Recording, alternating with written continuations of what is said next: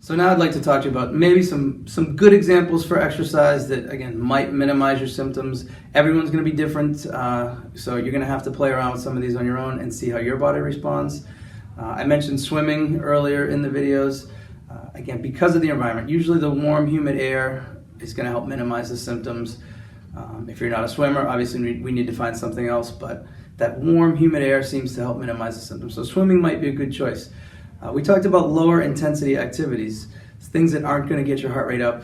So we don't want to go sprinting right away, but a yoga class, maybe Pilates, Tai Chi, and again, some strength training with built-in rest periods. So the point here is not to get out of breath, but to do the exercises smooth, with good form, good pace, and to try to keep the breathing rate down to avoid those symptoms. So lower intensity activities, not necessarily easy activities, but lower on the intensity scale are going to be good too.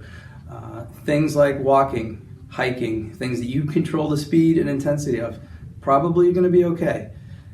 Classes, other things where there's an instructor and people are pushing you to go harder, maybe not good at first, but again, as you build up your strength and your tolerance to the exercise, there are folks with asthma that do all kinds of things. High-level athletes, all the way down to folks who aren't doing much. So do have faith, do have hope that you can get stronger, you can get better with these movements.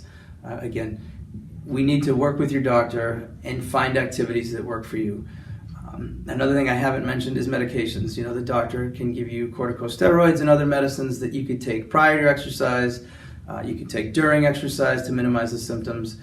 So if we go into this with a plan and a strategy with your doctor, with a personal trainer, with maybe breathing therapists, you're more likely to succeed in managing these symptoms than if you're just picking any one of these things by themselves. So we're going to talk a little bit more about some breathing training, so exercises you can do to actually help you breathe better, which maybe you don't think of that as traditional exercise, but breathing exercises can definitely help you relieve your symptoms and help improve your breathing. So we'll talk more about that shortly.